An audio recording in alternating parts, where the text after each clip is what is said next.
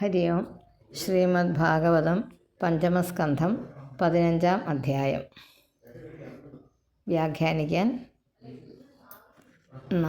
ഒരു ഭാഗമാണ്. ഇത് 16 ശ്ലോകങ്ങളാണ്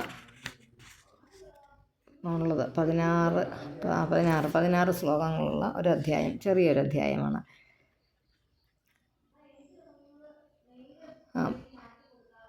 ഓം നമോ ഭഗവതേ വാസുദേവായ. ശ്രീമദ് ഭാഗവതേ പഞ്ചമസ്കന്ധേ പഞ്ചദശോऽധ്യായः. ശ്രീശുക ഉവാച. ഭരതസ്യാത്മജ സുമതിർനാമാഭിഹിതോ യമുഹ വാവ കേചിത് പാഖണ്ഡിന ഋഷഭപദവീം അനുവർത്തമാനം ച അനാര്യ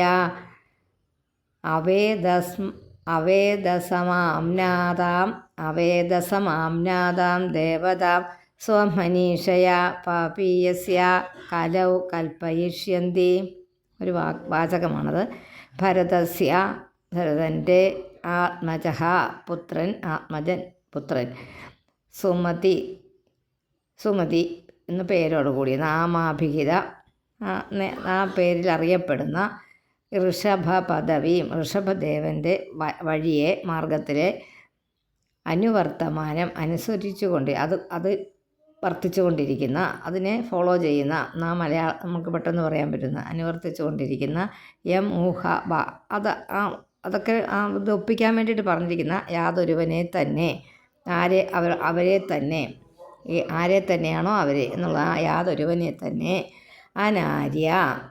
ആര്യന്മാരില്ലാത്ത, ആര്യന്മാർ എന്ന് പറയുമ്പോഴും വേദത്തിനെ ഫോളോ ചെയ്യുന്നവർ, വേദം പഠിക്കുന്നവർ. പാഖണ്ഡിന എന്ന് പറഞ്ഞാൽ എത്തീസ്റ്റ്, നമ്മൾ ഇംഗ്ലീഷിൽ പറയുന്ന എത്തീസ്റ്റ്, വിശ്വാസമൊന്നും ഇല്ലാത്തവർ.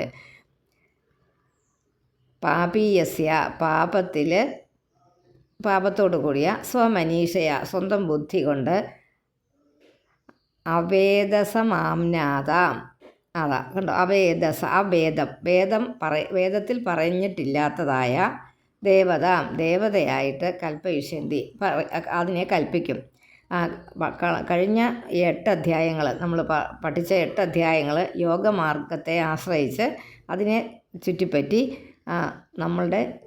നമ്മുടെ സ്വരൂപം എന്താണ്, നമ്മുടെ സ്വന്തം ഐഡൻറ്റിറ്റി, ആത്മസ്വരൂപത്തിൽ നിന്ന് തെറ്റാതെ ഇരിക്കുന്ന ആ ഭരതൻ്റെ ചരിതം വളരെ പ്രത്യേകിച്ച് അത് പറഞ്ഞതിൽ 15-ാം അധ്യായത്തിൽ ഭരതവംശത്തെക്കുറിച്ച് പറയുന്ന വംശത്തെക്കുറിച്ചുള്ള ഒരു വർണ്ണനയാണിത്. ഇത്രയേ ഉള്ളൂ, ഒന്നും പറയാനില്ല വേറെ പ്രത്യേകിച്ച്. ഭരതപുത്രൻ സുമതി, നമ്മളിവിടെ മലയാളത്തിൽ നമ്മൾ സുമതി എന്ന് പറഞ്ഞാൽ എന്ന് പറഞ്ഞാൽ നല്ലത്, മതി ബുദ്ധി, അതിനെയൊരു സ്ത്രീലിംഗമായിട്ടാണ് ഇവിടെ പറയുന്നത്. നമ്മൾ പറയുന്നത് പക്ഷേ ഇതിനകത്ത് സുമതി എന്ന പേരോടുകൂടിയ ഋഷഭദേവനെ പോലെ ജീവൻ മുക്ത നിലയെ പുത്രൻ എന്നാണ് പറഞ്ഞിരിക്കുന്നത്. ഭരതൻ്റെ പുത്രൻ സുമതി, ജീവൻ മുക്ത നിലയെ അനുവർത്തിക്കുന്നത്, അതിനെ ഫോളോ ചെയ്യുന്നതായിട്ട് കേട്ടിട്ട് ചില ആളുകൾ വേദത്തിന് വിരുദ്ധമായ ഒരു രീതിയിൽ അവരുടെ ആ മനസ്സിനെ, സങ്കല്പത്തിനെ ഒരു ദേവതയെന്ന് കലികാലത്തിൽ കൽപ്പിക്കും. ഋഷഭദേവൻ്റെ പോലെ ജീവൻ മുക്തനായി അനുവർത്തിക്കുന്നതായി കേട്ടിട്ട്, ഞാൻ പറഞ്ഞില്ലേ നേരത്തെ, അതൊരു സൂചന അവിടെ പറഞ്ഞിട്ടുണ്ട്. നമ്മുടെ ഹർഷവർദ്ധനൻ ഉള്ള പേരായ ജൈന സന്യാസി, ബുദ്ധമതവും ജൈന മതവും ഇവിടെ ഉണ്ടായിരുന്നെന്ന് പറഞ്ഞാൽ ആ ജൈന മതത്തിൻ്റെ ആ കാര്യങ്ങളിലെ ഋഷഭൻ ദേവൻ്റെ ആ പേര് ഹർഷവർദ്ധനൻ എന്നായിരുന്നു. നമ്മൾ പഠിച്ചിട്ടുണ്ട് സ്കൂളുകളിലെ സോഷ്യൽ സ്റ്റഡീസിൽ. ഹർഷവർദ്ധനൻ ആ പേരും ഋഷഭദേവൻ എന്നുള്ള പേരുമായിട്ട് ഒരു സാമ്യമില്ലേ? അപ്പോൾ അങ്ങനെ അത് അന്നത്തെ കാലത്ത് വേദത്തിനെ ഫോളോ ചെയ്യുന്നതാണ് ബ്രാഹ്മണരായിട്ടുള്ള ആര്യന്മാരായിട്ടുള്ളവർ. അതല്ലാതെ പാഖണ്ഡന്മാരെന്ന് പറയും. കാരണം വേദത്തെ തള്ളിപ്പറഞ്ഞ, ഒരു തരത്തിൽ പറഞ്ഞാൽ വേദത്തെ തള്ളിപ്പറഞ്ഞല്ല, അവരൊരു പ്രത്യേക കൾട്ടുണ്ടാക്കിയതാണ്. ബുദ്ധമതം പോലെ തന്നെ ജൈനമതവും. അതിനെക്കുറിച്ചാണ് ശരിക്കും പറഞ്ഞാൽ പരോക്ഷമായിട്ട് ഇവിടെ പറഞ്ഞിരിക്കുന്നത്. ഒരിടത്തും ഇതിനകത്ത് പുസ്തകങ്ങളിലൊന്നുമില്ല. ഞാനത് പഠിച്ചത്, ഞാൻ ഹിസ്റ്ററി ആയിരുന്നു എൻ്റെ സബ്ജക്റ്റ്. അപ്പോൾ ആ പഠിച്ചത് വെച്ച് അന്നത്തെ മാഗസീനുകളിലൊക്കെ കോളേജിൽ പഠിക്കുന്ന കാലത്ത് വായിച്ചിട്ട് ഉള്ള, നമ്മൾ പഠിക്കുന്ന വിഷയമാണല്ലോ, നമ്മളെപ്പോഴും അതുപോലത്തെ പുസ്തകങ്ങൾ വായിക്കാൻ ശ്രമിക്കാറുണ്ടല്ലോ. അപ്പോൾ ഈ ബുദ്ധമതത്തെക്കുറിച്ചും ജൈനമതത്തെക്കുറിച്ചും പഠിച്ചപ്പോൾ അതിനകത്ത് ഈ ഹർഷവർദ്ധനെക്കുറിച്ച് പറഞ്ഞിട്ടുണ്ട്. അപ്പോൾ അന്നൊന്നും എനിക്ക് ഈ ഭാഗവതം എന്തോ നമ്മൾ പഠിച്ചിട്ടില്ല, അന്നറിഞ്ഞുകൂടാ. അപ്പോൾ അത് കഴിഞ്ഞ് അതിനകത്ത് പറയുന്നുണ്ട്, ഋഷഭദേവൻ എന്ന് പറഞ്ഞ ആൾ ഈ സൗത്ത് ഇന്ത്യയിൽ വന്ന് മതം പ്രചരിപ്പിച്ചെന്ന്. അത് ആ കുടകാചലത്തിൽ വന്നെന്നാണ് പറയുന്നത് അല്ലേ. ഋഷഭൻ്റെ കഥ പറയുന്നത് നമ്മുടെ മൂകാംബിക ഭാഗത്തുള്ള ആ കുടജാദ്രിയിൽ ആ ഭാഗത്ത് വന്നിരുന്നു എന്നും അവിടെ വെച്ച ഇത് പോയെന്നും, അതുപോലെ അദ്ദേഹത്തിൻ്റെ ജീവിതം ആരും ഒന്നിനെയും ഉപദ്രവിക്കാതെ, അഹിംസയാണല്ലോ ബുദ്ധമതവും ജൈനമതവും ഒക്കെ നിഷ്കർഷിക്കുന്ന കാര്യങ്ങൾ. അവരുടെ മോട്ടോ തന്നെ അതാണ്, എടുത്തു പറയുന്ന പ്രത്യേകത. അതുപോലെ അവർ വേറെ പുസ്തകങ്ങളെ ഒന്നും ആശ്രയിക്കുന്നില്ല, വേദത്തെയോ പിന്നെ നമ്മുടെ ത്രിമൂർത്തികളെയോ ത്രിഗുണങ്ങളെയോ വേദത്തിൽ പറയുന്ന ഒന്നുമല്ലാത്ത ഒരു വേറൊരു രീതിയിലുള്ള കൾട്ടാണ്. ഒരു ഹിന്ദു കൾട്ടെന്ന് തന്നെ പറയാം.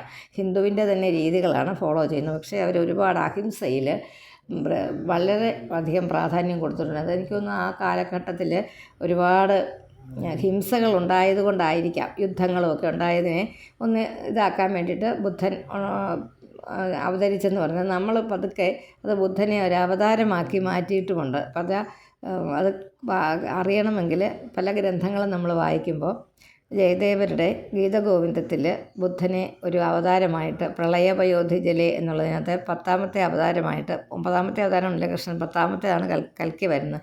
ഇന്നലെ എന്തോ പറഞ്ഞ കൂട്ടത്തിൽ ഞാൻ 10ാമത്തെ അവതാരം കൃഷ്ണൻ്റെ പറഞ്ഞെന്ന് തോന്നുന്നു. അപ്പോൾ അങ്ങനെ ഒരു 9 അവതാരം കഴിഞ്ഞിട്ട് 10ാമത്തേതാണ് കൽക്കി വരുന്നതെന്നല്ലേ, അങ്ങനെയാണ് കണക്ക് നോക്കുമ്പോഴെന്ന് എനിക്ക് തോന്നി. അപ്പോൾ ഈ ബുദ്ധനെ ഒരവതാരമായിട്ട് പലയിടത്തും വർണ്ണിക്കാറുണ്ട്. ഈ താരതമ്യപ്പെടുത്തി നോക്കുമ്പോൾ ഈ ഹർഷവർദ്ധനും, അതായത് ജൈനമത സിദ്ധാന്തവും ബുദ്ധമത സിദ്ധാന്തവും ഏകദേശം ഒരു പാത്തിൽ കൂടിയാണ് പോകുന്നത്. അപ്പോൾ അത് ഈ അധികം സംസാരിക്കാതെ, അതുപോലെ പിന്നെ ഇങ്ങനെ അവധൂതനായിട്ട് നടക്കുന്നത്, ദിഗംബരനായിട്ട് കാണുന്നത്, അങ്ങനെ ഋഷഭദേവനെക്കുറിച്ച് പറഞ്ഞിട്ടുണ്ട്, വസ്ത്രമൊന്നും ധരിക്കാതെ. അപ്പം പിന്നെ ഹർഷവർദ്ധനൻ്റെ കാണാറുള്ള പ്രതിമകളില്ലേ, നമ്മൾ ലുംബിനി പാർക്കിലൊക്കെ പോയാൽ കാണാം, ഹൈദരാബാദിൽ. അവിടെ വലിയൊരു ജൈനമതത്തിൻ്റെ ആളിൻ്റെ ഹർഷവർദ്ധനൻ്റെ ഒരു വലിയ പ്രതിമ വെച്ചിട്ടുണ്ട്. അതിൻ്റെ പേര് വേറെന്തോ ആണ് അവർ പറയുന്നത്. അപ്പോൾ അങ്ങനെ അത് വെച്ച് നോക്കുമ്പോൾ ആര്യന്മാരാൽ ഉണ്ടാക്കപ്പെട്ട ആര്യ സംസ്കാരത്തിൽപ്പെട്ടതാണ് വേദം. ഇതൊക്കെ ഞാൻ പഠിച്ച ഹിസ്റ്ററിയിൽപ്പെട്ടതാകട്ടോ, ഭാഗവതവുമായിട്ട് ബന്ധമില്ല. പക്ഷേ ഈ ശ്ലോകത്തിൽ ഭാഗവതവുമായിട്ട് ബന്ധപ്പെടുത്തി പറയുന്നത് കൊണ്ട് ഋഷഭദേവൻ്റെ ചരിത്രം ഒന്ന് വ്യത്യസ്തമായിട്ട് പറഞ്ഞിരുന്നതാണ്. അത് പക്ഷേ ഭാഗവതത്തിൽ വ്യാസനോ അതോ അതിന് പിന്നീട് വന്നവരോ ഭംഗിയായിട്ട് ഈ പഞ്ചമസ്കന്ധത്തിൽ അത് ആദ്യത്തെ ഭാഗത്ത് അത് ചേർത്ത് വച്ചിരിക്കുകയാണ്. സത്യത്തിൽ അങ്ങനെയാണ്. അതൊരു ചരിത്രം എന്നുള്ള രീതിയിൽ നോക്കുമ്പോൾ അങ്ങനെയാണ്. ആ പരമ്പര ഭരതൻ തൊട്ട്, ഋഷഭൻ കഴിഞ്ഞ് ഭരതനായിരുന്നല്ലോ, ആ ഭരതൻ തൊട്ട് ഇങ്ങോട്ട് അങ്ങനെയാണ്. അവിടെ തൊട്ട് 3-4 രാജാക്കന്മാരുടെ കഥയിൽ പറയുന്നത് ജൈനമത സിദ്ധാന്തം തന്നെയാണ്. അങ്ങനത്തെ ക്ഷേത്രങ്ങളും ഉണ്ടായിരുന്നു ഇവിടെ, ഒരുപാട് കേരളത്തിൽ വരെ ഉണ്ടായിരുന്നു. നമ്മളുടെ പല ആചാരങ്ങളും അതിനെ സംബന്ധിച്ചുള്ളതുമായിരുന്നു. അത് കുറേശ്ശെ അത് ശ്രീ ശങ്കരാചാര്യരുടെ കാലത്താണ് ഇതിങ്ങനെ ഒരുപാടായിപ്പോയാൽ ഹിന്ദു മതം എന്ന് പറയുന്ന സനാതനധർമ്മം തന്നെ ഇല്ലാതാകും. അതുപോലെ ആര്യന്മാരുടേതായിരുന്നു, ആര്യന്മാർ വന്നെന്നാണ് പറയുന്നത്, വെളിയിൽ നിന്ന് വന്നവർ തന്നെ ആര്യന്മാർ, ഏഷ്യൻ ഭൂഖണ്ഡത്തിൽ നിന്ന് വന്നവരാണെന്നാണ് പറയപ്പെടുന്നത്. അവരുടെ പരമ്പരയാണ് നമ്മൾ വടക്കേ ഇന്ത്യയിൽ കാണുന്ന ഭൂരിപക്ഷം പേരും. അപ്പോൾ അങ്ങനെ ആ മതം തന്നെ ഇല്ലാതായി പോകുമെന്നുള്ള ഭയം കൊണ്ട് ശങ്കരാചാര്യർ, കേരളത്തിൽ നിന്നുള്ള ശങ്കരാചാര്യരാണ് അത് മാറ്റി ഈ വേദം പഠിക്കുന്നതും പിന്നെ ബ്രാഹ്മണരുടെ ഒരു മേൽക്കോയ്മ ഇവിടെ നിലനിർത്താൻ വേണ്ടി കുറച്ച് ശ്രമം നടത്തുകയും അത് പൂർണ്ണമായിട്ട് സൗത്ത് ഇന്ത്യയിൽ വിജയിക്കുകയും ചെയ്തു.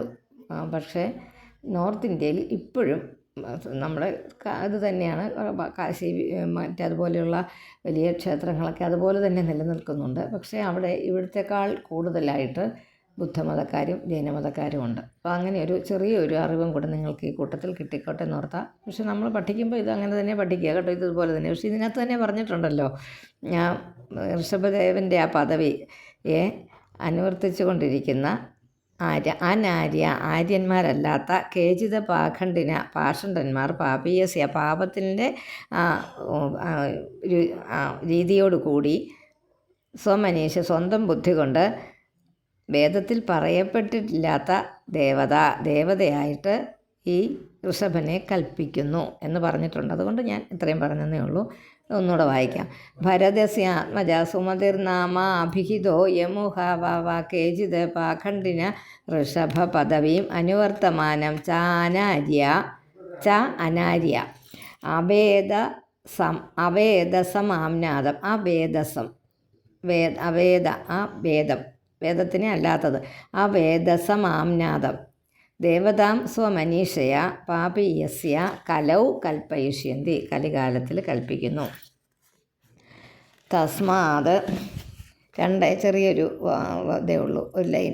തസ്മാത് വൃദ്ധസേനായാം ദേവതാജിത് നാമ പുത്രോ ഭവത്.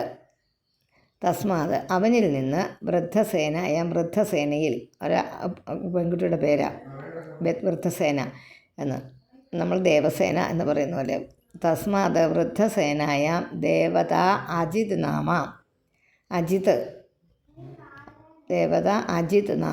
ദേവതാജിത് എന്നു പേരായ പുത്രൻ അഭവത് ഉണ്ടായി. സുമതി എന്ന് പറയുന്ന ആളിന് വൃദ്ധസേന എന്ന ഭാര്യയിൽ ദേവതാജിത്ത് എന്ന പേരായ പുത്രനുണ്ടായി. ആ ഭരതൻ്റെ വംശപരമ്പര ഇതൊന്നും നമ്മളെ സംബന്ധിച്ച് പ്രശ്നമല്ല, നമ്മളിതങ്ങ് വായിച്ചു പോകുന്നേ ഉള്ളൂ. അതിൻ്റെ അർത്ഥങ്ങൾ ഇതാണെന്നൊന്ന് പറയുന്നതേ ഉള്ളൂ. 3 ആസുര്യാം എന്നാണ്, സൂ നീട്ടില്ല. ആസുര്യാം തത് തനയോ ആണ്, തനയോ ആയത്. ദേവദ്യുമ്നസ്തതോ അതൊന്നിച്ച് വായിക്കാൻ പറ്റുന്നവരങ്ങനെ വായിച്ചോ, അല്ലെങ്കിൽ ദേവദ്യുമ്ന തതോ. സ്തതോ എന്ന് വായിക്കുന്നതിൽ അവിടെ ഒരു പ്രശ്നമുണ്ടെന്ന് തോന്നുന്നില്ല, അതുകൊണ്ട് അങ്ങനെ തന്നെ വായിക്കാം കേട്ടോ. ദേവദ്യുമ്ന തതോവാ. ദേവദ്യുമ്നൻ എന്ന് പേര്. പ്രദ്യുമ്നൻ എന്നൊക്കെ ആ കാലഘട്ടത്തിലെ പേരുകളുടെ ഒരു രീതിയാണെന്ന് തോന്നുന്നു. ധേനുമത്യാം സുത പരമേഷ്ടി തസ്യ സുവർച്ചലായ പ്രതീഹ ഉപജാതഃ. അങ്ങനെ ആസുരി എന്ന പേരായ ഭാര്യയിൽ ദേവദ്യുമ്നൻ എന്ന് പുത്രനുണ്ടായി. ആസുര്യാം ആസുര്യാം തത്തനയ ദേവദ്യുമ്നൻ അവനിൽ ധേനുമതിയിൽ സുത പരമേഷ്ഠി എന്ന പുത്രൻ. അതാസ്യ അവന് സുവർച്ചലയിൽ എന്ന് പറഞ്ഞ ഒരാളിൻ്റെ പേരാകട്ടെ, ഒരു സ്ത്രീയുടെ പേരാ. സുവർച്ചലയിൽ പ്രതീഹൻ എന്ന ഒരു കുട്ടിയും ഉപജാത ജനിച്ചു. പിന്നെ അടുത്തത് ആത്മവിദ്യാമാഖ്യായ സ്വയം സംശുദ്ധോ മഹാപുരുഷം അനുസസ്മാര. ആത്മവിദ്യയെ ഉപദേശിച്ചിട്ട് സ്വയം സ്വന്തമായിട്ട് പരിശുദ്ധനായിട്ട് മഹാപുരുഷം ഭഗവാനെ, ആ മഹാപുരുഷനെ അനുസസ്മാര നിരന്തരം ചിന്തിച്ചു. ആ പ്രതീഹൻ എന്ന് പറഞ്ഞ ആളുണ്ടായെന്ന് പറഞ്ഞല്ലോ വംശപരമ്പരയിൽ. ആത്മവിദ്യയെ ജനങ്ങൾക്ക് ഉപദേശിച്ച് പരമശുദ്ധനായിട്ട് ആ മഹാപുരുഷനെ എന്ന ഭഗവാനെ നിരന്തരം ധ്യാനിച്ചു. പ്രതീഹാദ സുവർച്ചലായ പ്രതിഹർത്രാദയസ്ത്രയ. പ്രതീഹനിൽ നിന്ന് സുവർച്ചലയിൽ, അത് സ്ത്രീയുടെ പേരാ. പ്രതിഹർത്രാദയ ത്രയസൂനവ 3 പുത്രന്മാർ. എങ്ങനെ അത് ആ പേരെല്ലാം പറയുന്നില്ല. പ്രതിഹർത്താവ് എന്നാണ് പേര്. പ്രതിഹർത്ര ആദയ എന്നാണ്. പ്രതിഹർത്ര ആദയ ത്രയ സൂനവ. പ്രതിഹർത്ര ആദയ ത്രയ സൂനവ. അപ്പോൾ 3 പ്രതിഹർത്രായ ആദയ എന്ന് പറഞ്ഞിട്ട് ത്രയാന്നും കൂടി ഒരു വാക്കുണ്ട്. അപ്പോൾ അവിടെ അത് പ്രതിഹർത്രാദയസ്ത്ര എന്നുണ്ട്. ആ സ വെട്ട അവസാനത്തെ പ്രതിഹർത്രാദയ കഴിഞ്ഞ് സ വെട്ടിയാൽ നിങ്ങൾക്ക് ത്രയാന്ന് പറയാം. എളുപ്പമുണ്ട്. പ്രതിഹർത്രാദയ അവിടെ അതായിരിക്കും നല്ലത്. ആ ഇത്രയൊക്കെ ഒരുപാടെണ്ണം വരുന്നതുകൊണ്ട് നിങ്ങൾ ചിലപ്പോൾ അത് ഒരു നാക്ക് തടസ്സം വരും. അത് ആ തടസ്സം മാറി കിട്ടിക്കഴിയുമ്പോൾ റബ്ബർ കൊണ്ട് അത് തൂക്കാം. അതുകൊണ്ടാണ് പെൻസിൽ കൊണ്ട് എഴുതാൻ പറഞ്ഞത്. പ്രതിഹർത്രാദയ ത്രയ ആസന്നിജ്യ കോവിത. ആസൻ ഇജ്യ കോവിത എന്നാണ്, നിജ്യ എന്ന് വായിക്കരുത്. ആസൻ ഇജ്യ കോവിത സോനവ പ്രതിഹർത്തുഹോ. അവിടെ അങ്ങനെ തന്നെ. അത് കഴിഞ്ഞ് സ്തുത്യാമജഭൂമാനാവജ നിഷാതാം. സ്തുത്യാം എന്ന് തന്നെയാണത്. സ്തുതിയിൽ സ്തുത്യാം അജഭൂമാന അജ നിഷാതാം. അജഭൂമാന അജഭൂമനെന്നും അജനെന്നും ഭൂമൗ എന്നും ആ രണ്ട് പേരാ. അജഭൂമാനൗ ഔ അല്ലേ, അങ്ങനെ വന്നപ്പോൾ അജഭൂവൻ അജഭൂവ അജഭൂമാനൗ അജനെന്നും ഭൂമനെന്നും ഭൂമാവെന്നും ഭൂമാവ് അജഭൂമാനൗ എന്നല്ലേ. അജനെന്നും ഭൂമനെന്നും രണ്ടുപേര് അജനിഷാദ. അത് ജനിച്ചു എന്ന്, അജനിഷാദ ജനിച്ചു എന്ന്. അപ്പം ഇവിടെ ഒരു ഇതുണ്ട്. ഈ പ്രതീഹൻ്റെ അമ്മയുടെ പേരും ഭാര്യയുടെ പേരും ഒന്നാണ് ഇവിടെ. അത് ശ്രദ്ധിച്ചോണേ. ഇപ്പം നിങ്ങൾ സുവർച്ചലായ എന്ന് പറയുമ്പോൾ തന്നെ ഇങ്ങനെ പറഞ്ഞെന്ന് ഓർക്കരുത്.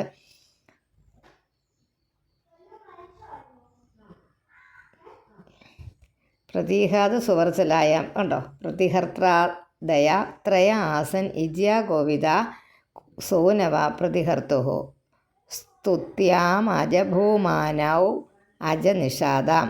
സ്തുത്യാം അജഭൂമാനൗ എന്നാക്കുക. എന്നിട്ട് ആ വായും വെട്ടിക്കളയുക, ആ നായുടെ ദീർഘവും വെട്ടിക്കളയുക. ഔ നാക്കിയിട്ട് അജനിഷാദാം എന്നാക്കുക.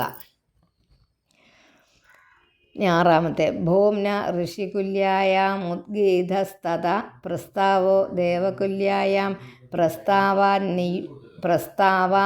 നിയുത്സായാം ഹൃദയജ ആസീത് വിദുർവിഭോ രത്യാം ച പൃഥുഷേണ തസ്മാന്നക്ത ആഗോത്യാം ജജ്ഞേ നക്താദ്രുതിപുത്രോ ഗയോ രാജർഷിപ്രവര ഉദാരശ്രവ അജായത സാക്ഷാത് ഭഗവതോ വിഷ്ണോർ ജഗത് രിരക്ഷിഷയാ ഗൃഹീത സത്വസ്യ കലാത്മവത്വാദിലക്ഷണേന മഹാപുരുഷതാം പ്രാപ്തഃ. ഭൂംന 2 പേരുണ്ടെന്ന് പറഞ്ഞില്ല. ഭൂമാവെന്നും അജഭൂമാനവും അജനെന്നും ഭൂമനെന്നും പേരുള്ള ഭൂമാവിന് ഋഷികുല്യായാം ഋഷികുല്യ എന്ന സ്ത്രീയിൽ ഉദ്ഗീതൻ എന്ന ഒരു അവനിൽ നിന്ന് ദേവകുല്യയ്ക്ക് ഋഷികുല്യായ എന്ന് പറഞ്ഞാൽ അത് ഋഷികുല്യ എന്ന പേരാ. ദേവകുല്യയിൽ പ്രസ്താവനെന്നും പ്രസ്താവനിൽ ഇത് പരമ്പരയാകട്ടെ, അതൊന്നും നമ്മൾ പഠിക്കാനൊന്നുമില്ല. നിയുത്സയിൽ ഈ പേരുകൾ പഠിച്ചില്ലെങ്കിൽ ഇത് വായിക്കുമ്പോൾ തെറ്റും. അതായൊരു കുഴപ്പം. നിയുത്സായാം ഇവിടെയൊക്കെ പറയുന്നുണ്ടത്. ഭൂംന ഋഷികുല്യായാം ഉദ്ഗീതസ്തത പ്രസ്താവോ ദേവകുല്യായാം പ്രസ്താവൻ നിയുത്സായാം ഉണ്ടോ. നിയുത്സയിൽ നിന്ന്, അതുകൊണ്ട് പ്രസ്താവാൻ നിയുത്സായാം നാക്കിക്കോണം. പ്രസ്താവാത് നിയുത്സായാം നീ ഇവിടെ വേണം. പ്രസ്താവാതല്ല പ്രസ്താവഹ എന്നാണ് ആളിൻ്റെ പേരാ. പ്രസ്താവനിൽ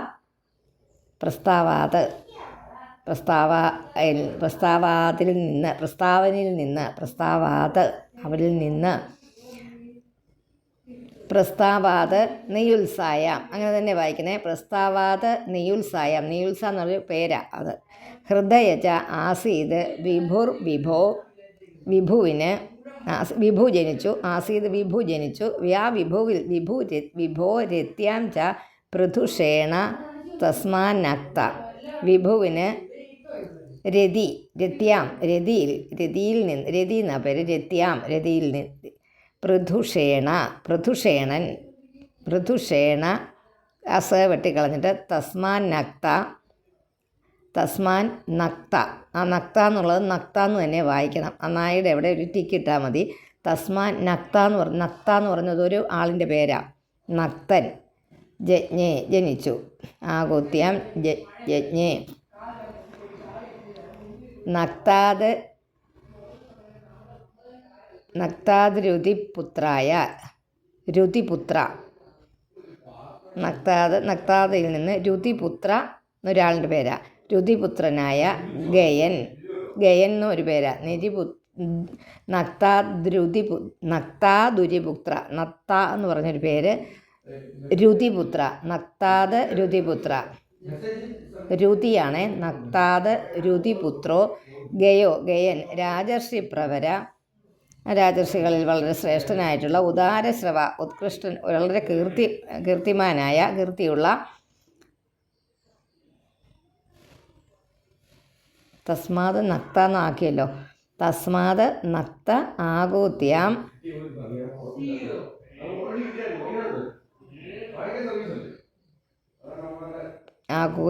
ആകൂതിയിൽ നക്തൻ തസ്മാത് അവനിൽ ആകൂതിയിൽ നക്തൻ ജനിച്ചു. ആകൂതി എന്നുള്ള പേര് നമ്മൾ കേട്ടിട്ടുണ്ട്. എവിടെയാ? ആകൂതി, ദേവഹൂതി, പ്രസൂതി എന്നൊക്കെയുള്ള ആ പേരുകൾ അന്ന് അതുണ്ടായിരുന്നായിരിക്കാം, അതിൻ്റെ പിന്തുടർച്ചയായിട്ട്. ആകൂതിയിൽ നക്തൻ ജനിച്ചു. നക്തനിൽ രാജർഷി പ്രവര ഉദാരശ്രവ ഉത്കൃഷ്ട കീർത്തിയുള്ളവനുമായിരുന്ന രിരക്ഷിഷയ ലോകങ്ങൾ, അതിനകത്ത് പേരൊന്നുമില്ല. രിരക്ഷിഷയ ജഗത്തിനെ രക്ഷിപ്പാനുള്ള ആഗ്രഹം കൊണ്ട്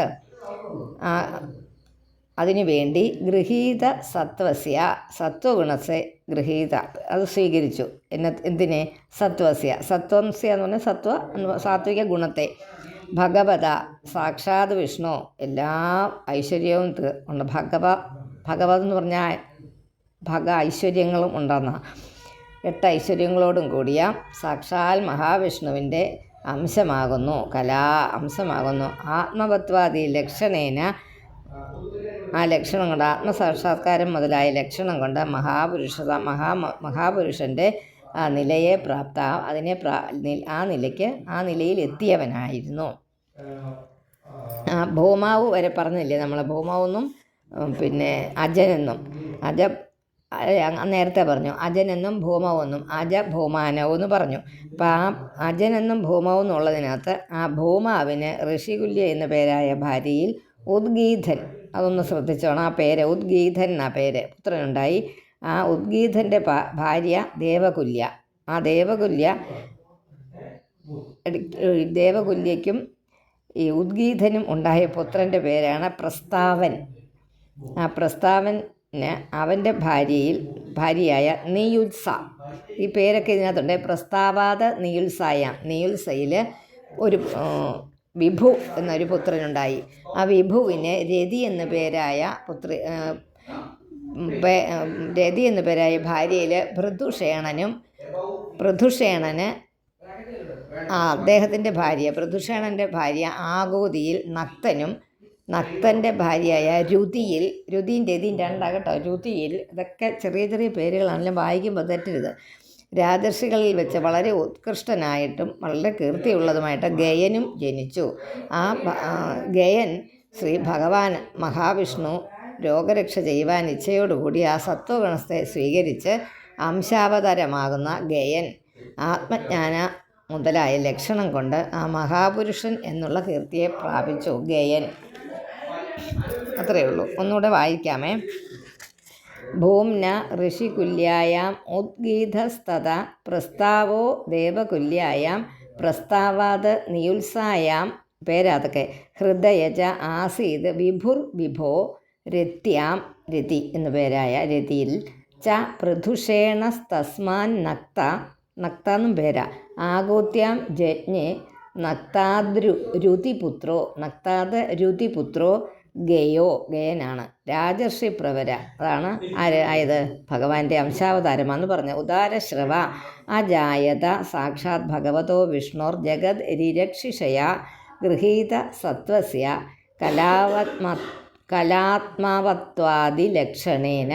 കലാത്മവത്വാദിലക്ഷണേന മഹാപുരുഷതാ പ്രാപ്തഃ.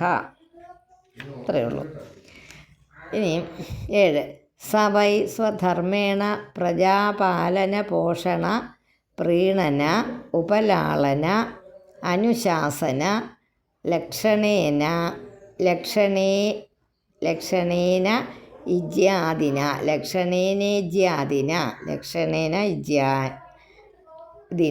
ച ഭഗവതി മഹാപുരുഷേ പരാവരേ ബ്രഹ്മണി സർവാത്മാനാർപ്പിത പരമാർത്ഥലക്ഷണേന ബ്രഹ്മവിത് ചരണാനുസേവയാപാദിത ഭഗവദ്ഭക്തിയോഗേന ചാഭീക്ഷ്ണശ പരിഭാവിത അതിശുദ്ധമതിർ ഉപരത അനാത്മ്യ ആത്മനി സ്വയം ഉപലഭ്യമാന ബ്രഹ്മാനുഭവോപി നിരഭിമാന ഏവാവനിം അജൂഗുപത് അവനിം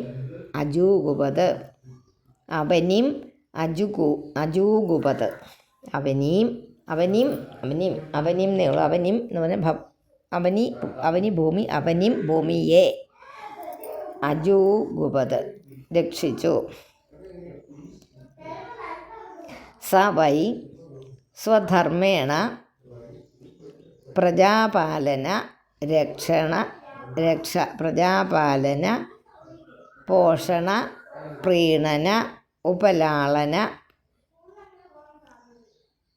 അനുശാസന ലക്ഷണേന ഇജ്യാദിന ച യാഗാനുഷ്ഠാനം മുതലായത് കൊണ്ട് എന്നാണ്. പരാവരേ ഭഗവതി എന്ന് പറയുമ്പോൾ ഇവിടെ നമ്മൾ ദേവിയെ ഉദ്ദേശിക്കരുത്. ഭഗവതി ബ്രഹ്മത്തിൽ എന്നുള്ള അർത്ഥത്തിൽ ഭഗവാനിൽ എന്നുള്ളതാണ് ഭഗവതി. ഐശ്വര്യപൂർണനും ആയിട്ടുള്ള മഹാപുരുഷനുമായിരിക്കുന്ന ബ്രഹ്മണി ബ്രഹ്മത്തിൽ സർവാത്മന എല്ലാ ഭാവത്തോടും കൂടി പരമാർത്ഥ ലക്ഷണേന പരമാർത്ഥമായിട്ട് സമർപ്പിക്കപ്പെട്ട ബ്രഹ്മവിത് ചരണാനുസേവയ ആപാദിത ഭഗവദ്ഭക്തി യോഗേന അഭീക്ഷ്ണശ പരിഭാവിത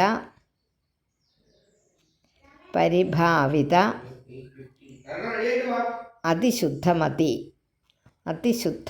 മതിബുദ്ധിയ വളരെ ശുദ്ധമായ ബുദ്ധിയോടുകൂടിയവനും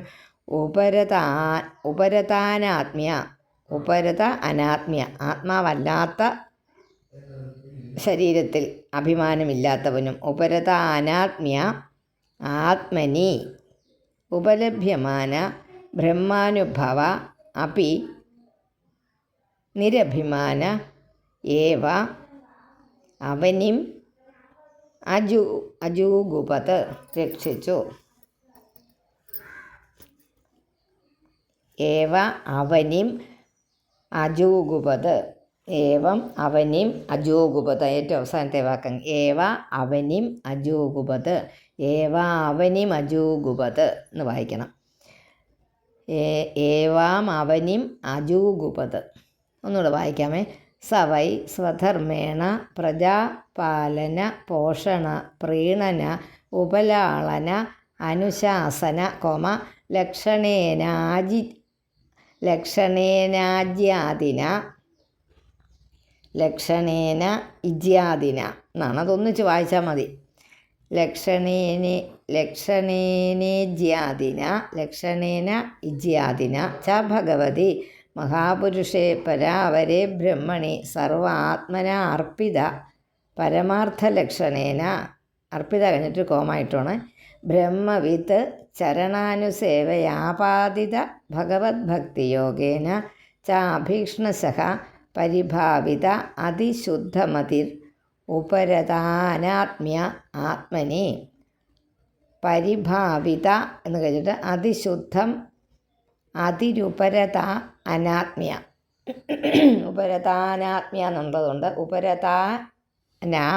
ഉപരതാന കഴിഞ്ഞിട്ട് ഉപരത കഴിഞ്ഞിട്ട് അനാത്മ്യ അത് അവിടെയാണ് കേട്ടോ. ഉപരത എന്ന് കഴിഞ്ഞിട്ട് ദീർഘമില്ലേ, അത് ഒന്നിച്ച് വായിക്കാൻ പറ്റാത്തവർ ഉപരത പരിഭാവിത അതിശുദ്ധമതിർ ഉപരത കഴിഞ്ഞിട്ട് ആ ദീർഘം ഇട്ടിട്ട് അനാത്മ്യ എന്നാക്കിക്കോ. അപ്പോൾ നിങ്ങൾക്ക് വായിക്കാൻ നല്ല സൗകര്യമാണ്.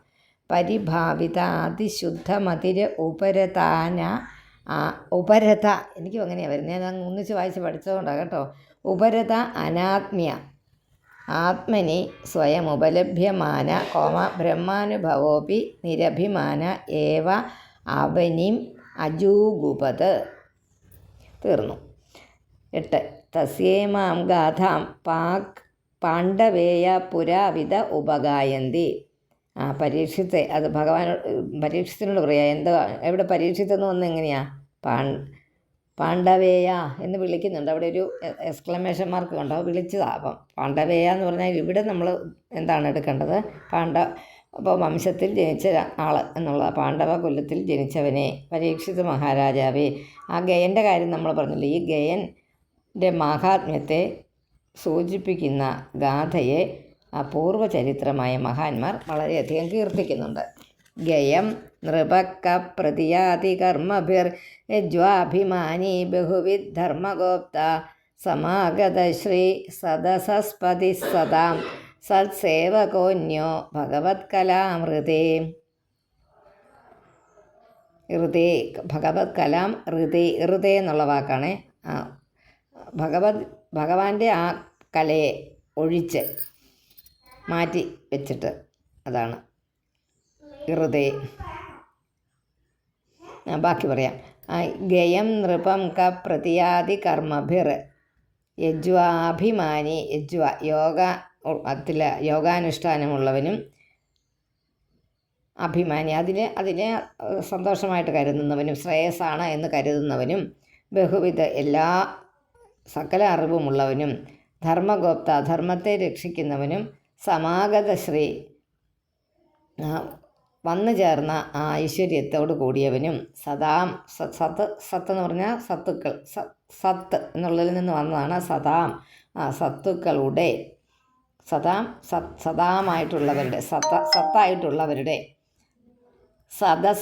സദസസ്പതി. ആ സദസസ്പതി എന്ന് വെച്ചാൽ ആ സദസ്സിൻ്റെ പതി, ആ കമ്മ്യൂണിറ്റിയുടെ നേതാവായിട്ട്, സഭയുടെ പാലകനായിട്ട്, സത്സേവക സത്തുക്കളായിട്ടുള്ളവരെ സേവിക്കുന്നവനുമായിരുന്നാലും ഭഗവത് കലാമൃതേ ഭഗവാന്റെ അംശത്തെ ഒഴിച്ച് അന്യനായ ഏതൊരുവൻ കർമ്മങ്ങൾ കൊണ്ട് ഗയം നൃപം ആ ഗയൻ എന്ന രാജാവിനെ എതിരിടും. യാഗാദി കർമ്മങ്ങളൊക്കെ വിധിപ്രകാരമൊക്കെ നടത്തുന്ന ആളാണ്. എല്ലാവരിൽ നിന്നും എല്ലാവരാലും ബഹുമാനിക്കപ്പെടുന്ന ആളാണ്. എല്ലാം അറിയുന്നവനാണ്. അതുപോലെ തന്നെ ധർമ്മത്തെയൊക്കെ പൂർണ്ണമായിട്ട് പാലിക്കുന്നവനാണ്. എല്ലാ ഐശ്വര്യത്തെ പ്രാപിച്ചവനാണ്. അതുപോലെ തന്നെ നല്ല സത്തുക്കളായിട്ടുള്ളവരുടെ ഒരു സദസ്സിനൊക്കെ അതിൻ്റെ അധിപനായിട്ട് ഇരിക്കുന്നതാണ്. എന്നാലും ഭഗവാന്റെ അംശാവതാരത്തിനല്ലാതെ വേറൊന്നിന് കർമ്മങ്ങൾ കൊണ്ട് ഗയൻ എന്ന രാജാവിനോട് എതിരിട്ട് നിൽക്കുവാൻ ഒരുവനും പ്രാപ്തനാകുകയില്ല. അതുകൊണ്ട് അദ്ദേഹം നല്ലൊരു രാജാവായിരുന്നുവെന്ന് പറയുന്നു. യമഭ്യഷിഞ്ചൻ പരയാമുദാ സതി സത്യാശിഷോ ദക്ഷ കന്യാസരിദ്ഭിഃ യസ്യ പ്രജാനാം ദുദുഹേ ധരാശിഷോ നിരാശിഷോ ഗുണവത് സസ്നുദോഥ.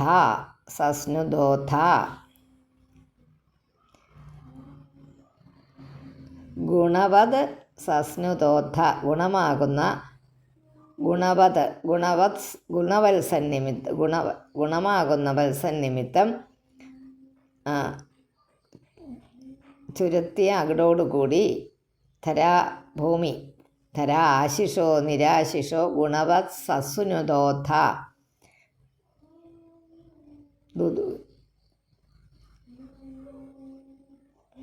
ദുദുഹ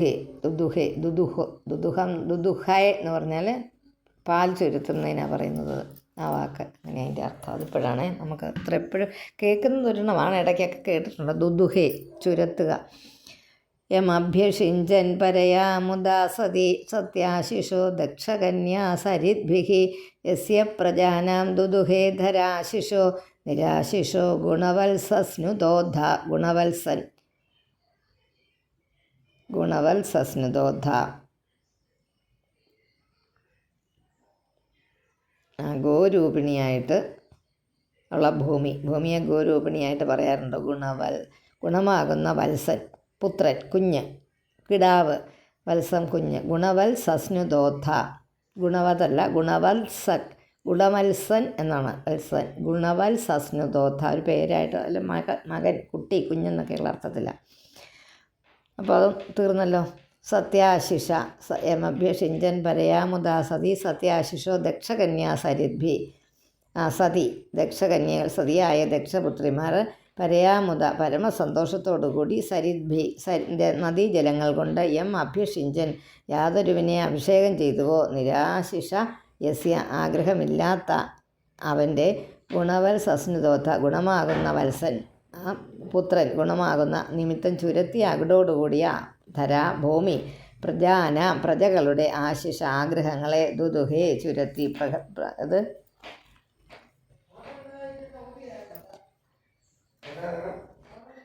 ഇത് വേറെ ഒന്നും പ്രത്യേകിച്ച് പറയാനില്ല. നല്ല ഇതായിട്ടുള്ള സ്ത്രീകളുടെ വളരെ നല്ല ആഗ്രഹത്തോടു കൂടിയ ശ്രദ്ധ, സ്നേഹം, മൈത്രി, ദയ ഇതെന്നൊക്കെ അങ്ങനെയുള്ള സുപ്രസിദ്ധകളായ ദക്ഷകന്യകമാർ ആരെയാണോ പരമസന്തോഷത്തോടു കൂടി നദീജലം കൊണ്ട് അഭിഷേകം ചെയ്തത് യാതൊന്നിനെയും ആഗ്രഹിക്കാതിരുന്ന അവൻ്റെ ഗുണമാകുന്ന വത്സത്തിന്മേലുള്ള സ്നേഹത്താൽ, ആ കുഞ്ഞിന്മേലുള്ള സ്നേഹത്താൽ അകിടു ചുരുത്തിയിരിക്കുന്ന ആ ഭൂമിദേവി, ഗോരൂപിണിയായിരിക്കുന്ന ഭൂമിദേവി പ്രജകളുടെ എല്ലാ അഭീഷ്ട വസ്തുക്കളെയും ആ ഗയൻ എന്ന രാജാവിനോട് കിടപിടിക്കുവാൻ അന്യനായി യാതൊരു ആൾക്കും കഴിയില്ല. ഗയൻ എന്ന രാജാവിനെ പ്രകീർത്തിച്ചാണ് ഈ 2-3 ശ്ലോകങ്ങളുള്ളത്. അത്രയേ ഉള്ളത്. ഛന്ദാംസ്യ കാമസ്യ ചയസ്യ കാമാൻ ദുദൂഹുരാജ ഹ്രുരഥോ ദുദൂഹുരാജഹ്രുരഥോ ബലിം നൃപ. അധോ എന്നാണ്. ദുദൂഹുരാജഹ്രുരഥോ ബലിം നൃപ പ്രത്യഞ്ചിതായുധിധർമ്മേണ വിപ്ര യഥാശിഷാം ഷഷ്ടമംശം പരേത്യ. അകാമസ്യ കാമം ഇല്ലാത്തവനായിട്ട്, ആഗ്രഹമൊന്നും ഇല്ലാത്തവനായിട്ട് യാതൊരുവൻ്റെ കാമങ്ങളെ ആഗ്രഹങ്ങളെ ഛന്ദാംസി ഛന്ദസ് വേദങ്ങൾ ദുദുഹു ചുരത്തി യുദ്ധത്തിൽ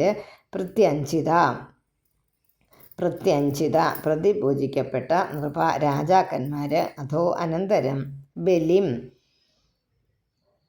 ബലി ചെയ്യുന്നതിന് ആജഹ്രു സമർപ്പിച്ചു. ധർമ്മത്താൽ പ്രത്യഞ്ചിത പൂജിക്കപ്പെട്ട ബ്രാഹ്മണർ പരേത്യ മരിച്ചതിൽ പിന്നെ ആശിഷ ശുഭകർമ്മ ഫലങ്ങളുടെ 6 അംശം 1/6 ഭാഗത്തെ ആജഹ്രു സമർപ്പിച്ചു. അത് ഒരാഗ്രഹവും ഇല്ലെന്നിരിക്കലും വേദത്തിൻ്റെ ദേവതകളും വേദത്തിൽ പറഞ്ഞിരിക്കുന്നതായ കർമ്മങ്ങളും ആഗ്രഹിക്കുന്ന സകല വിഷയങ്ങളെയും നൽകി. യുദ്ധത്തിൽ ബാണം കൊണ്ട് എതിർക്കപ്പെട്ട രാജാക്കന്മാർ ഉടനെ തന്നെ കീഴടങ്ങി ധനാദികളെയൊക്കെ സമർപ്പിച്ചുവോ അതുപോലെ ധർമ്മപ്രകാരം പരിപാലിക്കപ്പെട്ട ആ ബ്രാഹ്മണർ അവരുടെ മരണശേഷം ശുഭകർമ്മങ്ങളുടെ 1/6 ഭാഗം എങ്ങനെയാണ് രാജാവിനായിട്ട് സമർപ്പിച്ചു. അവർക്ക് കിട്ടിയ പ്രതിഫലത്തിൽ 1/6 ഭാഗം രാജാവിനായിട്ട് കൊടുക്കണം. നമ്മളിവിടെ കപ്പം കൊടുക്കുന്നത് പോലെ ആ ഗയനോട് സദൃശനായിട്ട് അന്യരായിരിക്കുന്നു. വേറെ ആരുണ്ട്? ഗയൻ്റെ കീർത്തിക്കുന്ന യസ്യാധ്വരേ ഭഗവാൻ അധ്വരാത്മാ മഘോനി ഒരു സോമഭീതേ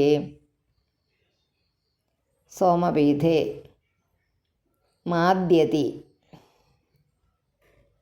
യസ്യാധ്വരേ ഭഗവാൻ അധ്വരാത്മാ മഘോനി മാദ്യതി ഒരു സോമഭീതേ. മാദ്യതി ഒരു സോമഭീതേ എന്നാണ്. മാദ്യതി എന്ന് പറഞ്ഞാൽ മതിച്ചിരിക്കുന്നതിൽ മാദ്യം ആ വാക്ക് വന്നത് അങ്ങനെയാണ്. മാദ്യതി മതിച്ചിരിക്കുമ്പോൾ, അതിൽ ഉന്മത്തനായിരിക്കുമ്പോൾ ഒരു സോമഭീതേ സോമഭീതത്തോടുകൂടിയ എന്നുവെച്ചാൽ മദ്യമാണ് സോമം എന്ന് പറഞ്ഞാൽ. അത് ദേവന്മാരുടേതായതുകൊണ്ട് അതിനൊരു വേറൊരു പ്രത്യേകത പറയുന്നുണ്ട്. സാധാരണ മദ്യം പോലെയല്ല, എന്തോ ഒരു ഔഷധ ഗുണമുള്ള മദ്യമായിട്ട് സോമരസ ലഹരിയിൽ മതിക്കുന്ന സമയം ഇന്ദ്രൻ ശ്രദ്ധാവിശുദ്ധാചല ഭക്തി യോഗ സമർപ്പിതേജ്യാഫലമാജഹാര. മഖോനി ഇന്ദ്രനാണ്. മഖോനി ഇന്ദ്രൻ എന്നുള്ള ആ വാക്ക്, ഇന്ദ്രൻ എന്നാണ് അതിൻ്റെ അർത്ഥം. മഖോനി എന്ന് പറഞ്ഞാൽ അതാണ്. അങ്ങ് മാ തന്നെ അവിടെ യസ്യാധ്വരേ ഭഗവാൻ അധ്വരാത്മാ എന്ന് പറഞ്ഞിട്ട് അവിടെ മാം എന്നൊന്നും എഴുതരുത്. മാ എന്നുള്ളത് പറയേണ്ട. മഖോനി എന്ന് പറഞ്ഞാൽ ഇന്ദ്രൻ. ആ മായ്ക്കൊരു ടിക്കിട്ട് വെക്കുക. മഖോനി എന്ന് തന്നെ വായിക്കണം. അത് മാദ്യത്യുരു സോമപീഠേ, അതും മാദ്യത്യുരു സോമപീഠേ എന്ന് തന്നെയാണ്. മാദ്യത്യുരു സോമപീഠേ, മാദ്യതി ഒരു സോമപീഠേ.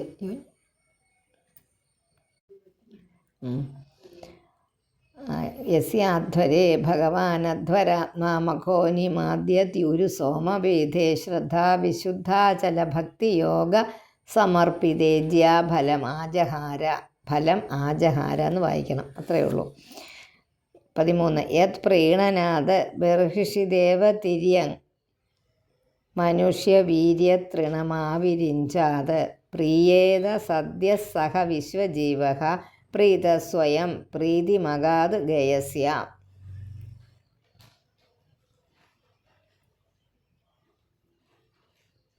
യത് പ്രീണനാഥ ബർഹിഷി ദേവതിര്യങ്. ബർഹിഷ്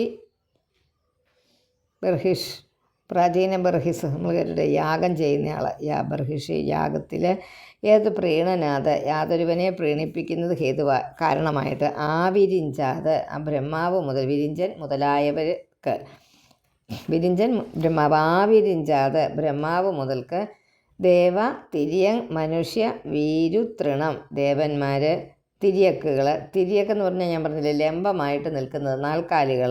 മനുഷ്യർ ചെടികൾ പുല്ലുകൾ. തൃണം പുല്ല്. മനുഷ്യ വീരു ചെടികൾ തൃണം പുല്ല് ഇതെല്ലാം വരെയുള്ള എല്ലാ വിശ്വജീവ എല്ലാ അന്തര്യാമ സഹിതമായ എന്തിനും അന്തര്യാമയായിട്ട് ഭഗവാൻ ഇരിപ്പുണ്ട്. അതുകൊണ്ട് ആ സകലതും സദ്യ പ്രിയതേ ഉടനെ തന്നെ പ്രീതിപ്പെടുത്തുമോ. സദ്യ തീർച്ചയായിട്ടും അല്ലെ ഉറപ്പായിട്ടും ഉടനെ തന്നെ എന്നൊക്കെ പറയുന്ന അർത്ഥമാണ്. സദ്യ പ്രിയേത പ്രീതിപ്പെടുത്തുമോ സ ആ ഭഗവാൻ സ്വയം പ്രീത സ്വന്തമേ സംതൃപ്തനാണെങ്കിലും ഗയസ്യ ഗയൻ്റെ യാഗത്തിൽ പ്രീതിയെ അഗാധ പ്രാപിച്ചു. അതിനെ പ്രാപിച്ചു. യത് പ്രീണനാഥ് ബർഹിഷി ദേവതിര്യങ് മനുഷ്യ വീരുതൃണമാവിരിഞ്ചാത് പ്രിയേത സദ്യ സഹജ് വിശ്വജീവ പ്രീതസ്വയം പ്രീതി മഗാത് ഗയസ്യ. ഗയനെക്കുറിച്ച് ഇച്ചിരി പറയുന്നുണ്ട് ഇതിനകത്ത്. അത്രയേ ഉള്ളൂ കേട്ടോ. 14. ഗയാത് ഗയന്ത്യാം ചിത്രരഥ സുഗതിരവരോധന ഇതി ത്രയപുത്ര ബഭൂവുശ്ചിത്രരഥാദൂർണായാം സമ്രാട് അജനിഷ്ഠ. സമ്രാട് എന്ന പേരായ അജനിഷ്ഠ അവൻ ജനിച്ചു. അജനിഷ്ഠ ജനിച്ചു. നാളെ മുമ്പേ ഒരു അജ കുട്ടി ഒരു വാക്ക് ജനിച്ചു എന്ന് പറഞ്ഞായിരുന്നു. ഗയാത് ഗയനിൽ നിന്ന് ഗയന്തിയിൽ ആ ഭാര്യയുടെ പേര് ഗയന്തി. ചിത്രരഥൻ എന്നും സുഗതി സുഗതി അവരോധ ഇതി ത്രയ പുത്ര. ആ അവരോധൻ എന്ന് 3 പുത്രന്മാരുണ്ടായി. അവരോധന സുഗതി അവരോധന ഇങ്ങനെ എത്രയാ. ചിത്രരഥന് ഗയന്തിയിൽ ചിത്രരഥൻ സുഗതി അവരോധന അങ്ങനെ 3 പുത്രന്മാർ. അവരോധനൻ എന്നാണ്. അവരോധന എന്ന് പറഞ്ഞാൽ അവരോധനൻ. ഒക്കെ ഇച്ചിരി നമുക്ക് പേരുകളൊക്കെ ഓർത്തിരിക്കുക. അത് വാക്കാണോ പേരാണോ എന്നൊന്നും നമുക്കറിഞ്ഞൂടെ. ഇതൊക്കെ പേരാ കേട്ടോ. ഗയന്തി പേരാ. ഗയാത് ഗയന്ത്യാം. ഗയാത് ഗയനിൽ നിന്ന് ഗയന്ത്യാം ഗയന്തിയിൽ. ആ പേരിനൊരു ചേർച്ചയുണ്ടെന്നേ ഉള്ളൂ. അത് അങ്ങനെയൊക്കെ അന്ന് അങ്ങുണ്ടായിരുന്നായിരിക്കാം. അല്ലെ കല്യാണം കഴിച്ചു കഴിഞ്ഞ പേര് മാറ്റിയതായിരിക്കും. ഗയന് ഗയന്തിയിൽ. അത് പേരാ കേട്ടോ. ഗയാതും ഗയന്തിയും. ഗയാദിന് ഗയന്തിയിൽ ചിത്രരഥനെന്നും സുഗതി എന്നും അവരോധനെന്നും ത്രയപുത്ര 3 പുത്രന്മാർ. ബഭൂവു ചിത്രരഥാദൂർണായാം ചിത്രരഥനിൽ നിന്ന് ഊർണായാം ചിത്രരഥൻ്റെ കാര്യം പറഞ്ഞല്ലോ, ആദ്യത്തെ പുത്രൻ. ഊർണിയിൽ സമ്രാട്ട് എന്ന പേരായവൻ അജനിഷ്ഠ. ഈ ഗയമഹാത്മ്യം ഒക്കെ പറഞ്ഞതിന് ശേഷം ആ രാജാവിൻ്റെ വംശത്തെ വിവരിക്കുന്നതാണ് ഞാൻ പറഞ്ഞത്. പറഞ്ഞു പോയാൽ പേരുകളാണെന്ന് അറിയാൻ വേണ്ടി മാത്രമാണ് ഇത് ഞാനിങ്ങനെ പറയുന്നത്. അത് വാക്കുകളൊന്നും അല്ല പല കാര്യങ്ങളും. പിന്നെ അതൊക്കെ ഈ അർത്ഥം പറഞ്ഞും ഒക്കെ വരുമ്പോൾ ആചാര്യന്മാർ ഈ പേരുകൾക്ക് എന്താ പ്രാധാന്യം എന്ന് ചോദിക്കും. ഭാഗവതത്തിൽ പേരുകൾക്ക് ഒരുപാട് പ്രാധാന്യമുണ്ട് കേട്ടോ, അതില്ലെന്ന് പറയാൻ പറ്റില്ല. അവരുടെയൊക്കെ എല്ലാത്തിനും പേരുകളുണ്ട്. അത് നമ്മൾ അപ്പം അത് പേരുകൾക്ക് ഒരുപാട് അർത്ഥമുണ്ട്. അതിന് ഉദാഹരണമായിട്ട് പൂതന എന്ന് പറയാം. പൂതം എന്ന് പറഞ്ഞാൽ ശുദ്ധി, പൂതന എന്ന് പറഞ്ഞാൽ ശുദ്ധമല്ലാത്തത്, അല്ലാത്തത്, പൂതമല്ലാത്തത് എന്നുള്ള അർത്ഥത്തിൽ ഒരുപാട് പേരുകൾ അങ്ങനെ പറയുന്നുണ്ട് ഭാഗവതത്തിൽ. അതെല്ലാം ഓരോ കഥകളെ അനുസ്മരിപ്പിക്കുന്നതാണ്. അത് ബുധൻ്റെ ശുക്രൻ്റെയൊക്കെ കഥ നമ്മൾ പാലാഴി മഥനത്തിൻ്റെ സമയത്ത് പഠിക്കുന്നുണ്ട്. പിന്നെ സുകന്യാചരിതത്തിൽ പഠിക്കുന്നുണ്ട്. അങ്ങനെ അതിനകത്തെല്ലാം പേരുകൾ അത് പ്രദ്യുമ്നനല്ല സുദ്യുമ്നൻ എന്നും പിന്നെ ഇള എന്നും പേരായ രണ്ട് സ്ത്രീയായിട്ടും പുരുഷനായിട്ടും ജനിക്കുന്നതെന്നൊക്കെ പറയുന്നില്ലേ, അതൊക്കെ പേരുകൾക്ക് ഒരുപാട് പ്രാധാന്യമുണ്ട്. അതൊക്കെ ഓരോന്നിനെ സിംബോളിക്കായിട്ട് പറഞ്ഞിരിക്കുന്നതാണ്. അതുകൊണ്ട് പേരാണെന്ന് മനസ്സിലാക്കാൻ വേണ്ടിയിട്ട് മാത്രം ഇതൊന്ന് ശ്രദ്ധിക്കുക, അത്രയും മതി. തഥ ഉത്കലായ 15 തഥ ഉത്കലായ മരീചിർ ബിന്ദുമത്യാം ബിന്ദുമാനുദപദ്യത തസ്മാത് സ രഖായാം മധുനാമാഭവൻ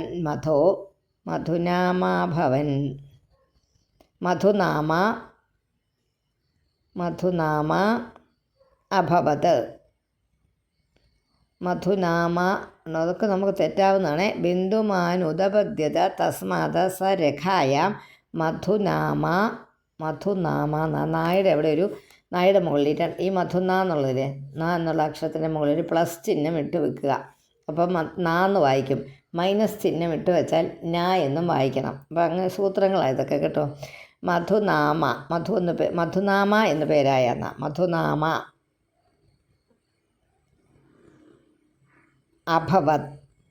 അഭവൻ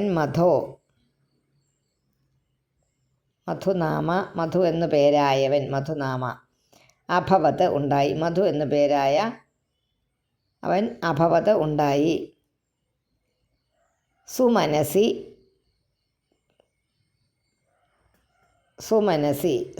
എന്നൊരെണ്ണമുണ്ട്. അതിൻ്റെ സുമനസ് എന്നൊരു പേരാണ്. സുമനസിൽ വീരവ്രത. സുമനസിൽ വീരവ്രതനും അവനിൽ നിന്ന് ഭോജ എന്ന് പറഞ്ഞൊരു സ്ത്രീയിൽ ഭോജായാം മധുവും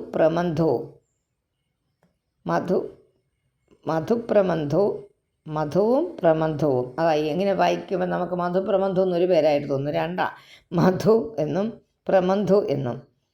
മധു അല്ല, മന്ധു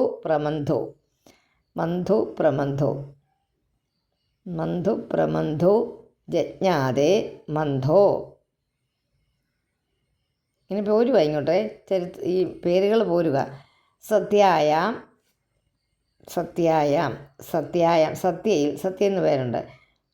ഭൗവനസ്തതോ ദൂഷണായാം ഭൗവനൻ എന്നൊരു പേരുണ്ട്. അവനിൽ നിന്ന് ദൂഷണയിൽ ത്വഷ്ടാവും അജനിഷ്ഠ ജനിച്ചു. അജനിഷ്ഠ എന്നുള്ള വാക്ക് എപ്പോഴും ഓർത്തോണം. ജനിച്ചു എന്ന് അജനിഷ്ഠ. പിന്നെ വിരജൻ എന്നുകൊണ്ട് പേരുണ്ടല്ലോ, അവിടെ വരുന്നുണ്ട്. ത്വഷ്ട അജനിഷ്ഠ. ത്വഷ്ടുർ വിരോചനായ വിരോചനയിൽ വിരജൻ ഉണ്ടായി.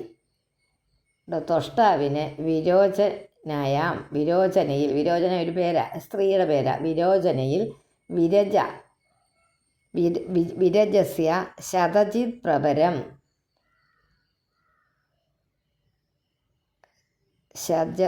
ശതജിത് എന്ന പേരുള്ള പ്രവരം ജ്യേഷ്ഠപുത്രൻ. പുത്രശതം അതിൻ്റെ മൂത്തയാളിൻ്റെ പേരേ പറഞ്ഞത്. ശതജിത്ത് ആകുന്ന ജ്യേഷ്ഠപുത്രൻ. ശതജിത്ത് എന്നുള്ള പേരുള്ള ആ മൂത്ത പുത്രനോട് കൂടിയ 100 പുത്രന്മാരും കന്യാച ഒരു കന്യകയും ജാതം കില ജനിച്ചു. അതായത് സമ്രാടെന്ന് പേര് പറഞ്ഞായിരുന്നു ഇതിന് മുമ്പിൽ. 14-ാമത്തെ ശ്ലോകത്തിൽ സമ്രാട്ട് എന്ന് പറഞ്ഞായിരുന്നു. ആ സമ്രാട്ടിന് ഉത്കലയിൽ തഥ ഉത്കലയിൽ മരീചിയും മരീചിക്ക് ബിന്ദുമതിയിൽ ബിന്ദുമാനും ഉണ്ടായി. അവനിൽ നിന്ന് സരഖയിൽ മധുവും മധുവിനെ സുമനസിൽ വീരവ്രതനും. വീരവ്രതനൊക്കെ ഉണ്ട് കേട്ടോ, ഇവിടെ കണ്ടുണ്ട്. വീരവ്രതസ്തതോ എന്നുള്ള വീരവ്രത തതോ ഭോജായം ഭോജയിൽ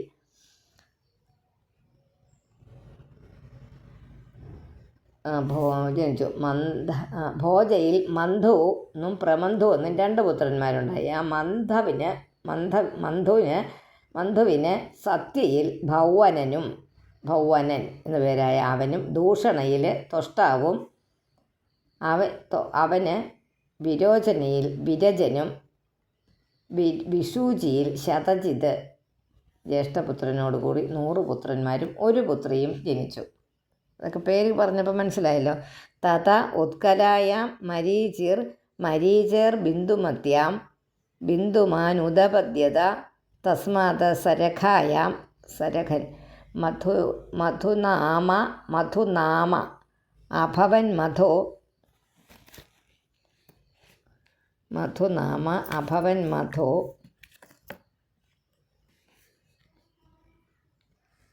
എന്നൂടെ വായിക്കാമേ. മധുനാമ അഭവൻ മധോ സുമനസി വീരവ്രതസ്തതോ ഭോജായാം മന്ധു പ്രമന്ധു ജജ്ഞാതെ മന്ധോ സത്യായ ഭൗവന. പിന്നെ വെട്ടിക്കളഞ്ഞാൽ കുഴപ്പമില്ല. തതോ ദൂഷണായാം അജനിഷ്ഠ ജനിച്ചു. ത്വഷ്ടുർ വിരോചനയിൽ വിരജസ്യ ശതജിത് പ്രവരം പുത്രശതം കന്യാച വിഷൂച്യാം കില ജാതം. ഇനി ഒന്നുകൂടെ ഉള്ളൂ. പ്രയവ്രതം വംശമിമം വിരജശ്ചരമോദ്ഭവ അകരോദത്യലം കീർത്തിയ വിഷ്ണു സുരഗണം യഥാ. പ്രയവ്രതം വംശമിമം, അത് പറഞ്ഞു വെച്ച് തീർത്തെന്ന് പറയുക. പ്രിയവ്രതം നമ്മൾ പറഞ്ഞില്ലേ, ദേവഹൂതി ആഹൂതി പ്രസൂതി, പിന്നെ ഉത്താനപാദൻ പ്രിയവ്രതൻ. ആ പ്രിയവ്രത വംശത്തിൽ ജനിച്ചവരുടെ കാര്യങ്ങളാണ് ഇത്രയും നേരം പറഞ്ഞത്. പ്രിയവ്രത വംശത്തിൽ ജനിച്ചവരെല്ലാം വളരെ ഉത്തമനായിരുന്നു. ആ മഹാന്മാരായിട്ടുള്ള പൂർവന്മാർ കീർത്തിക്കാറുള്ളത് പോലെ തന്നെ പറയാം. വിരജൻ അവസാനമായിട്ടുണ്ടായ വിരജൻ സ്വപ്രവൃത്തിയിൽ നിന്നുണ്ടായ കീർത്തി കൊണ്ട് പ്രിയവ്രത മഹാരാജവംശത്തെ മഹാവിഷ്ണു ദേവസമൂഹത്തെ എന്ന പോലെ വളരെ കാലം അത് ഭരിച്ചു.